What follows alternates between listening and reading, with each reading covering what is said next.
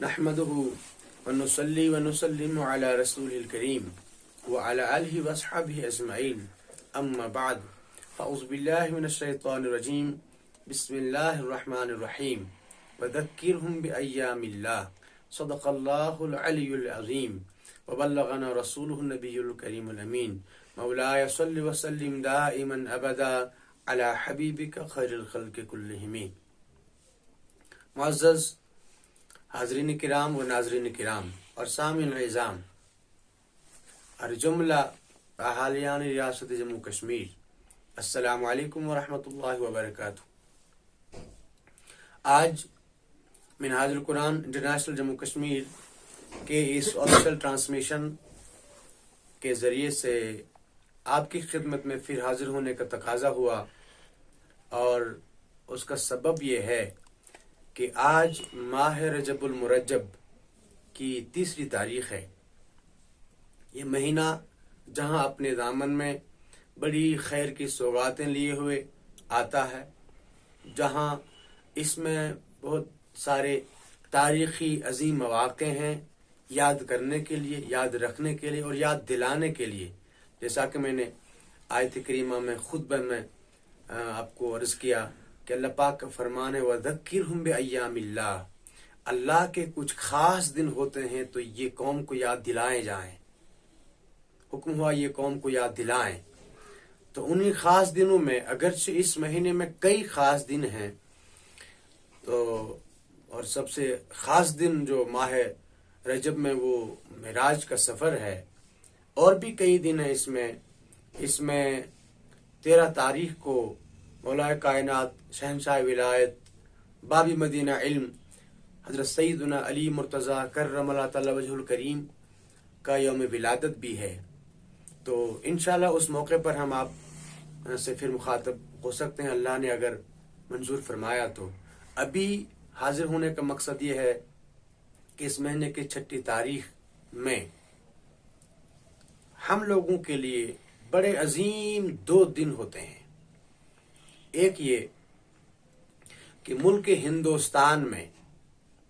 پورے برصغیر پاک و ہند میں جس شخصیت نے اسلام کا چراغ روشن کیا اور یہ اسلام کا نور پھیلایا اور امن و آشتی کا پورا نظام قائم کیا اور خیر کی پوری فضا قائم کی اللہ کے فضل و کرم سے، اللہ کے اذن سے، ان کا نام نامی اسم گرامی ہے سلطان الہند عطا رسول نائب رسول حضرت خواجہ معین الدین چشتی سنجری اجمیری رضی اللہ تعالی عنہ. ان کا عرس مبارک اس مہینے کی 6 تاریخ کو ہوتا ہے. تو اس نسبت سے میں منہاج القرآن کے اس مرکزی ٹرانسمیشن کے تھرو سے تمام ملک ہندوستان کے باشندوں کو، برصغیر پاک و ہند میں رہنے والے لوگوں کو، اور خاص کر اپنے ریاست جموں کشمیر کے تمام باشندگان کو اس عرس خواجہ اجمیری رضی اللہ عنہ کی مبارکباد پیش کرتا ہوں. اللہ پاک یہ عرس مبارک خواجہ کے طفیل ہم سب کے لیے، ہمارے پورے ملک کے لیے بہت ساری خیر اور خیر کی سوغات لے کر آئے. اور دوسری بات کہ اسی مہینے کی اسی 6 تاریخ کو ہمارے کشمیر میں ایک اور عرس مبارک بھی منایا جاتا ہے. عرس ختلان کے نام سے وہ موسوم ہے اور مشہور ہے، اور وہ یہ ہے کہ جس طرح ملک ہندوستان میں حضرت خواجہ خواجگان، خواجہ عالی شان، خواجہ والا شان، خواجہ ہندوستان حضرت خواجہ معین الدین چشتی سنجری اجمیری رضی اللہ تعالی عنہ نے اسلام کا بول بالا فرمایا اور دور دور تک اسلام کے چراغ کو روشن فرمایا، اور ہزاروں لاکھوں انسانوں کے دلوں میں اللہ کی معرفت، اللہ کے نور کا چراغ روشن فرمایا اور انہیں اللہ کے قریب ہونے کا ذریعہ مہیا فرمایا، راستہ عطا فرمایا. اسی طرح ریاست جموں کشمیر میں اگرچہ ابتدائی دور میں 725 ہجری میں اسٹیبلشمنٹ کے طور پر اگر یہاں پہ اگرچہ یہاں پہ حضرت بانی اول وادی کشمیر میں اسلام کے بانی اول حضرت سید عبد الرحمن ترکستانی شرف الدین المعروف الملقب بشرف الدین المعروف ببلبل صاحب ترکستانی رحمہ اللہ نے اسلام کا آغاز فرمایا تھا اور اذان دے دی تھی اسلام کی، لیکن کچھ عرصہ کے بعد اس پورے خطے جنت نظیر میں جس شخصیت نے اسلام کا بول بالا فرمایا اور کشمیر کے کونے کونے جا کر اسلام کے چراغ کو روشن کیا، یہاں کے باشندگان کو اللہ کا بندہ بننے کا جو سودا عطا فرمایا، جو موقع عطا فرمایا، اور یہاں کے لوگوں کے دلوں میں اللہ کے نور اور ایمان اور اسلام کے چراغ روشن فرمائے، ان ہستی کا نام نامی اسم گرامی ہم یوں جانتے ہیں امام ربانی حضرت سیدنا امیر کبیر میر سید علی حمدانی رحمۃ اللہ تعالی علیہ، جنہوں نے 700 سادات کرام کی معیت میں تشریف لا کر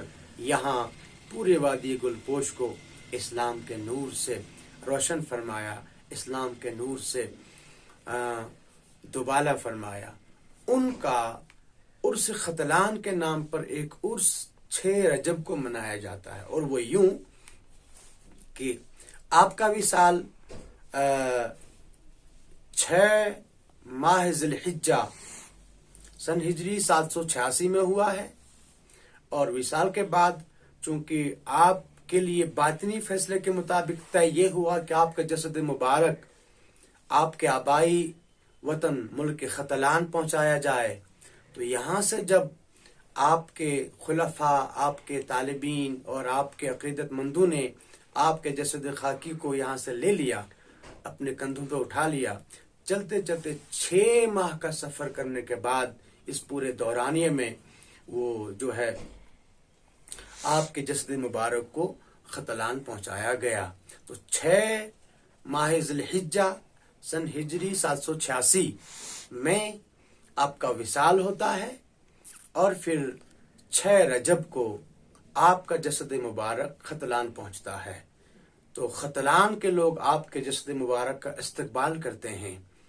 اور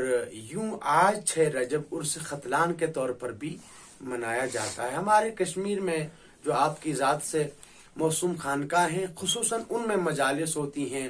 ویسے تو ہر کشمیری آپ کا مرہون منت ہے، آپ اس وادی کشمیر کے محسن اعظم ہیں، اور آپ کو کوئی نہیں بھول سکتا ہے، اور رہتی دنیا تک آپ کو یاد رکھا جائے گا، اور آپ کو یاد رکھا جانا ہمارے لیے باعث نعمت ہے، باعث فخر ہے، اور باعث عزت و شرف ہے۔ پتے کی بات اور مزے کی الفت کی بات یہ ہے کہ جب آپ کا جسد مبارک 6 مہینے کے بعد، مسلسل 6 مہینے گزرنے کے بعد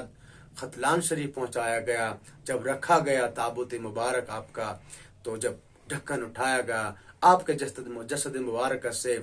عطر اور گلاب کے خوشبو کے پھوارے اٹھ پڑے، پھوٹ پڑے، اور سارا ماحول وہاں کا جو ہے معطر